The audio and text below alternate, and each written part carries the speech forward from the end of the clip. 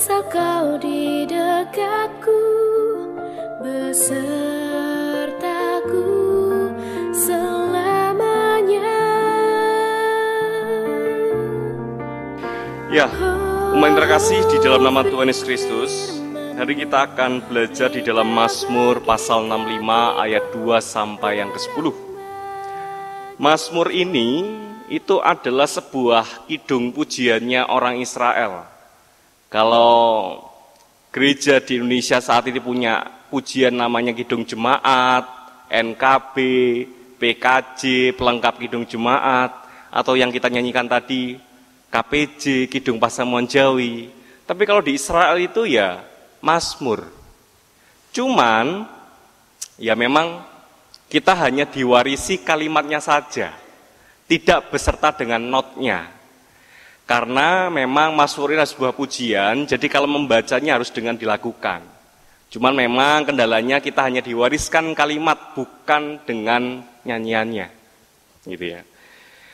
Nah di sini kita belajar Bapak Ibu bahwa kalau kita mau lihat di ayat 2, bagimulah puji-pujian di Sion ya Allah, dan kepadamulah orang membayar nazar. Artinya bahwa pujian ini Bapak Ibu itu dilakukan ketika bangsa Israel itu berjalan naik gunung. Gunung apa? Namanya Gunung Sion. Di dalam Gunung Sion itu ada namanya Bait Allah yang kita sebut sebagai Yerusalem. Kota Yerusalem yang di dalamnya memiliki Bait Allah yang sangat luar biasa. Letak kota Yerusalem, tempat orang bangsa Israel berkumpul untuk memuji Tuhan dan mendengarkan firman, yaitu gereja, kalau kita sebut sekarang, itu ada di kota Yerusalem. Dan kota Yerusalem itu ada di Bukit Sion. Makanya orang Israel itu kalau berdoa menghadap ke Bukit Sion kan gitu. Pakai sajadahnya, pakai tasbihnya gitu ya. Dia menghadap ke Gunung Sion gitu. Nah, ketika mereka itu naik ke Gunung Sion, mereka selalu memuji nama Tuhan. Jadi ada lagu khusus yang dipujikan ketika mereka mendaki Gunung Sion sambil, kalau kita biasanya kalau ke gunung, kalau anak-anak kan naik ke puncak gunung, mereka juga begitu. Ada lagu khusus ketika mau naik ke Gunung Sion itu, mau bergereja sambil menyanyikan bareng-bareng rame-rame begitu dalam sebuah kelompok. Dan ini yang dinyanyikan. Lah ini kita belajar lagu ucapan syukur mereka ketika naik ke Gunung Sion. Dan yang ketiga, ayat ketiga Bapak Ibu, apa yang mereka syukurin ketika mereka berangkat ke gereja. Kita kan masih enak ya, gereja kita ada dalam dataran yang sama dengan rumah kita. Tapi kalau dulu, orang kalau mau ke gereja Bapak Ibu harus naik bukit dulu, harus naik gunung dulu, baru nyampe. Perjuangan mereka tidak kalah dengan kita saat ini untuk pergi ke gereja. Tapi bagaimanapun walaupun dia harus mendaki gunung, semangat mereka luar biasa. Apa yang membuat mereka bisa mengucap syukur dengan semangat yang luar biasa? Ayat 3 dikatakan Bapak Ibu, kenapa sih kok mereka dengan begitu semangat dan bernyanyi mengucap syukur? Mereka mengucap syukur akan apa? Mereka mengucap syukur yang ketiga Bapak Ibu adalah, Engkau yang mendengarkan doa, kepadamulah datang semua yang hidup. Jadi kita belajar di sini. Orang Israel itu mengucap syukur. Salah satunya yang pertama adalah karena mereka mengucap syukur karena mereka punya Tuhan yang bisa mendengarkan. Konteks pada zaman itu dengan zaman saat ini berbeda Bapak Ibu. Dulu itu semuanya itu membuat patung Bapak Ibu. Keyakinan agama mereka. Buat patung lalu disembah patung itu. Keyakinan yang tidak membuat patung itu kayaknya tuh kok ini banget, nggak masuk banget, tidak normal Bapak Ibu. Karena di mana-mana sebuah keyakinan itu selalu membuat patung terus menyembah patung itu. Ada patung Asyerot, ada patung Gideon, ada patung Goden, dewa-dewa dan segala macamnya. Itu mereka selalu membuat patung, tapi orang-orang Israel tidak membuat patung itu. Tetapi walaupun orang Israel tidak membuat patung, dia mengucap syukur. Walaupun saya tidak memiliki patung, Tuhan saya tidak berupa patung, tapi Tuhan saya bisa mendengarkan doa-doa saya. Ada amin? Itu perbedaan keyakinan mereka dengan situasi saat itu. Mereka DC, keyakinan apa kok nggak patung gitu Bapak Ibu, tiap hari begitu. Beda zaman dengan kita. Tapi zaman dulu Bapak Ibu, orang yang menyembah Allah yang esa tanpa patung Bapak Ibu itu hanya orang Yahudi pada saat itu. Dan mereka di-EC begitu rupa. Tetapi walaupun begitu mereka mengucap syukur, wah kamu patung ning batu itu, gak esok mendengarkan doamu. Tetapi walaupun saya tidak punya patung Tuhan, saya mendengarkan doa saya.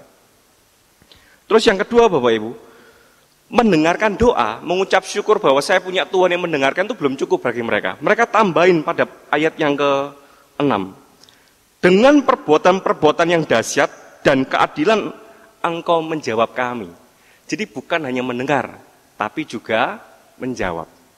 Ingat Bapak Ibu, di sini dikatakan menjawab, bukan mengabulkan. Berbeda Bapak Ibu.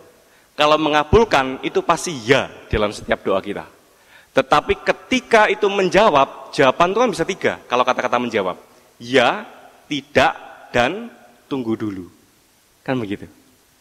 Nah di sini Bapak Ibu dan Saudara kasih, kita belajar bahwa seringkali Allah itu tidak mengatakan ya pada doa kita. Kita harus tahu betul. Dan kadang-kala tidak. Kadang-kala tunggu dulu. Kenapa Bapak Ibu? Karena mana ada seorang bapak yang memberikan batu pada anaknya. Anaknya dalam keadaan lapar dan minta batu itu untuk dimakan, mana ada seorang bapak memberikan batu pada anaknya. Tapi kadang-kala seorang anak Bapak Ibu melihat batu itu kayak roti. Namanya anak-anak toh. Dia yakin betul itu roti Pak. Loh itu batu. Nek mau makan kamu mati. Makanya gambaran seorang Allah dengan seorang hambanya itu gambaran seorang bapak yang sayang pada anaknya. Mana bisa aku itu bapakmu, nggak mungkin seorang bapak ngasih batu. Neng kadangkala anak-anak itu selalu memaksakan diri. Mereka melihat, Pak itu udah batu, itu roti. Nek aku makan roti itu, aku kenyang. Aku pengen roti itu Pak, ojo iku watu. Tapi kadang-kala Bapak Ibu, karena kita tidak bisa membedakan mana batu, mana roti, kita tetap memaksakan saja pada Tuhan. Oleh karena itu, biarkan Tuhan yang menjawab. Mana batu dalam hidup kita, mana roti dalam kehidupan kita. Jangan-jangan yang panjenengan minta saat ini batu. Kalau itu roti Bapak Ibu, Tuhan pasti kasih. Jawaban Tuhan pasti ya. Gak mungkin tidak. Tapi kenapa Tuhan membiarkan mengatakan tidak atau mungkin tunggu dulu? Karena itu belum waktunya, itu batu bagimu. Kamu harus lebih dewasa lagi. Supaya kamu bisa lihat itu batu. Belum saatnya kamu untuk meminta itu.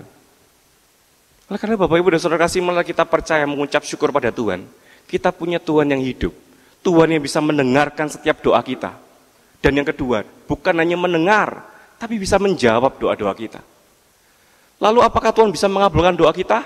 Iya dong, kenapa tidak? Makanya ditambahkan pada ayat ke-8. Ayat ke-8 dikatakan, Engkau yang meredam deru lautan. Wah, gila ini. Deru gelombang-gelombangnya dan kegemparan bangsanya. Sebab itu orang diam di ujung bumi takut kepada tanda-tanda mujizatmu. Artinya apa? Bahwa gelombang badai, deru gelombang badai, Tuhan bisa redam. Kan begitu besar kuasanya. Apa artinya doa panjenengan? Mengabulkan doa panjenengan itu hal yang mudah bagi Tuhan. Karena meredam gelombang badai pun yang menderu, Tuhan bisa. Tapi masalahnya itu tadi. Apakah itu betul-betul baik dalam kehidupan kita? Oleh karena itu Bapak Ibu dan Saudara kasih, malah dalam dunia ini kita belajar untuk menjadi anak-anak Tuhan yang baik. Dan juga benar. Kita memerasrahkan hidup kita kepada Tuhan. Kita berusaha dalam dunia ini oke. Tapi ingat, biarkan Tuhan yang menjawab. Tuhan, saya pengen punya rumah. Capek saya ngontrak. Biarkan Tuhan yang menjawab. Saya berusaha yang sekuat mungkin Tuhan. Saya pengen namanya punya anak. Saya pengen punya ini, punya itu. Kita berusaha lah Bapak Ibu. Namanya seorang anak. Tapi ingatlah, yang menentukan batu dan roti, itu adalah Tuhan. Seorang bapak tidak akan membiarkan anaknya memakan batu. Karena dia tahu, anak ini pasti akan mati. Oleh karena itu Bapak Ibu dan Saudara kasih, di sini kita belajar bahwa yang pertama, sambil mereka berjalan ke gereja, mereka memuji Tuhan dengan mengucap syukur. Yang pertama mengucap syukur untuk apa? Karena saya punya Allah yang bisa mendengar. Dan yang kedua bisa menjawab dan mengabulkan setiap doa. Dan yang kedua, Bapak Ibu, orang Israel saat itu juga bernyanyi, bukan hanya mengucap syukur karena dia punya Allah yang bisa mendengar, menjawab, dan mengabulkan, tetapi juga ayat yang keempat. Karena bersalah, bila mana pelanggaran-pelanggaran kami melebihi kekuatan kami, Engkaulah yang menghapuskannya. Artinya apa?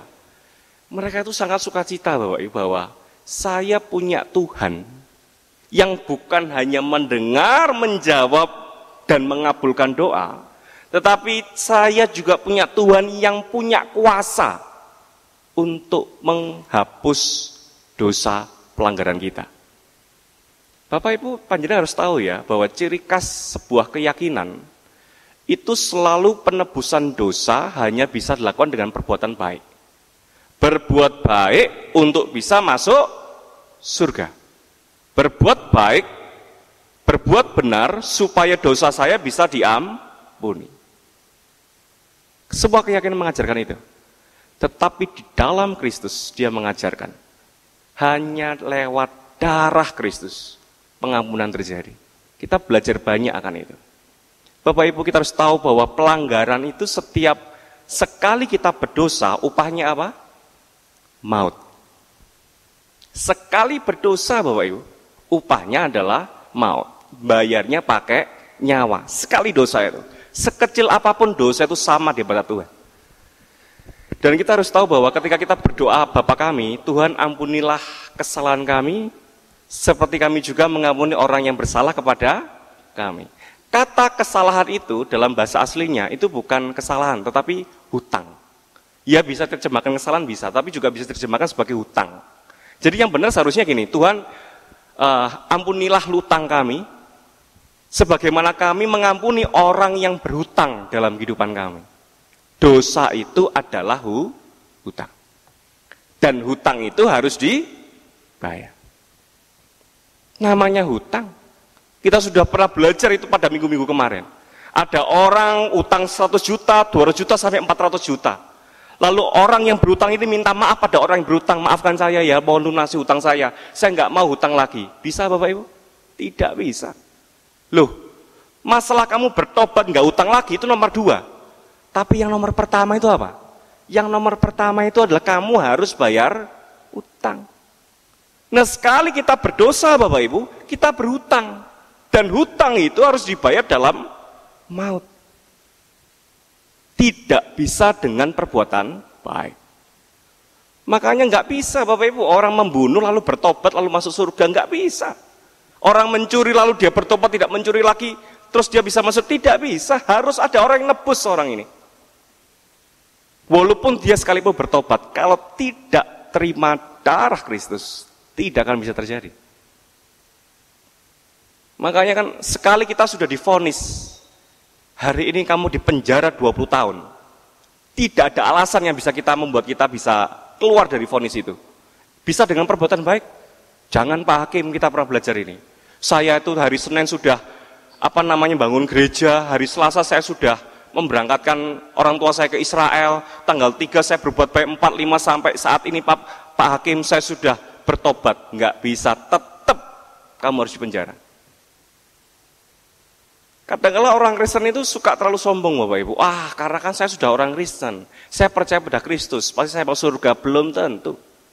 Ingat bahwa yang menjadi anak Allah itu adalah anak yang menerima Kristus. Alkitab mengatakan bahwa orang yang menerima Kristus, dia yang menjadi anak Allah.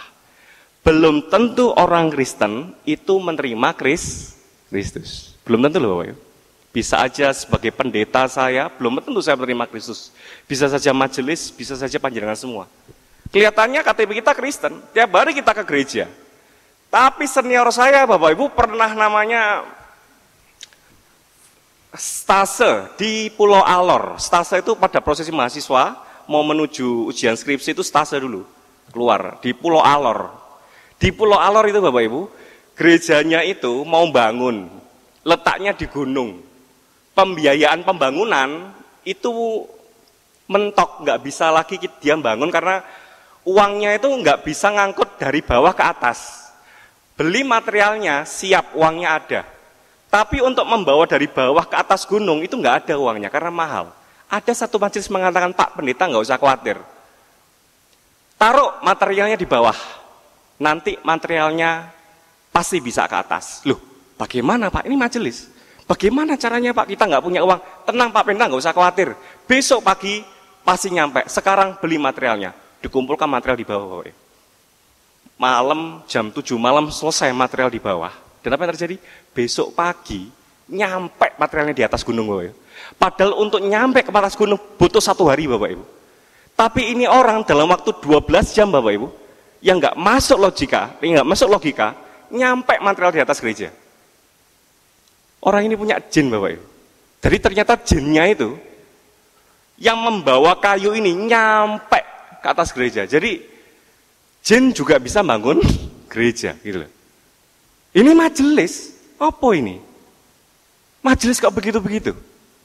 Ada lagi Bapak Ibu, seorang warga di daerah yang tidak bisa saya sebutkan, saya lupa. Waktu ibadah Natal, kan mereka harus buka namanya tenda menutupi jalan. Dan saat itu entah kenapa mereka itu tidak izin pemerintah setempat berkaitan dengan penutupan jalan itu.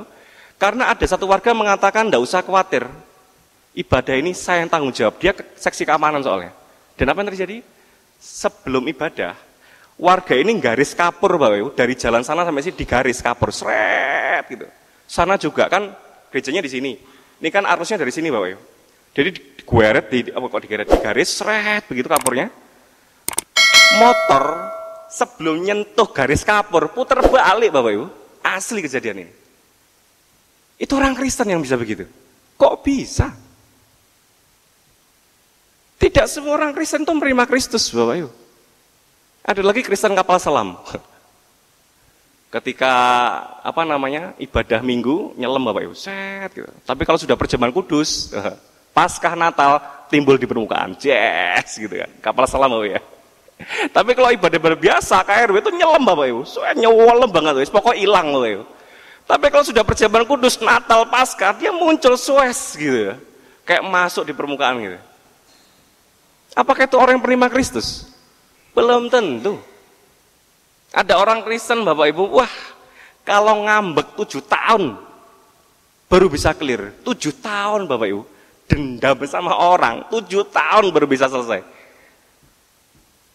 Nah ini kan, apakah itu Kristen? Gitu loh. Kita terlalu enak menjadi orang Kristen sehingga kita lupa bahwa bukan Kristen yang menyelamatkan, tetapi menerima Kristus itu paling berarti dalam kehidupan kita. Dan orang Islam mengucap syukur akan itu. Tuhan, saya menerima Engkau. Dan saya mengucap syukur Engkau menebus dosa saya. Terima kasih Tuhan, Engkau Allah yang bisa menjawab segala doa saya, mendengarkan doa saya, dan Engkau lebih dari mampu untuk mengabulkan doa saya. Dan berikutnya saya mengucap syukur, dengan darah-Mu Engkau menebus dosaku. Sambil jalan nyantai, sambil nyanyi Bapak Ibu. Terima kasih Tuhan. Enggak tahu lah saya notnya bagaimana, yang penting kalimatnya begitu. Dan yang berikutnya Bapak Ibu, kita belajar di sini bahwa ketika mereka pergi ke Bukit Sion, ke gereja, itu adalah sebagai bentuk ucapan syukur mereka bahwa Allah itu menyertai kehidupan mereka.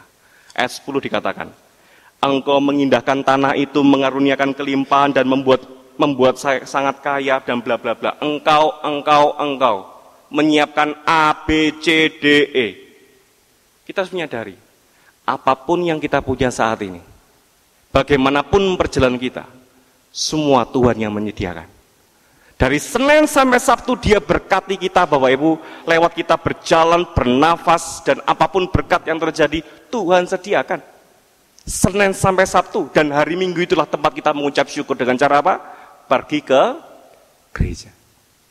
Jadi cara orang Israel Bapak Ibu mengucap syukur itu simpel sekali. Bukan hanya dengan bernyanyi, berdoa, persembahan, tapi hanya datang ke gereja Tuhan. Tuhan, aku datang ke gereja sebagai simbol keyakinanku. Aku meyakini, tanpa Tuhan, siapa saya ini? Makanya ditambahi dalam kitab Roma, bukan hanya hari Minggu saja, tapi setiap ibadah-ibadah yang dibuat oleh Allah, jangan engkau menjauhi, termasuk ibadah KRW, ibadah lansia, ibadah anak-anak, apapun ibadah yang dibuat oleh Allah di dalam gereja ini. Karena ketika kita datang pada ibadah Tuhan, di situ bentuk rasa syukur kita bahwa kita punya Allah yang luar biasa yang menyertai kehidupan kita.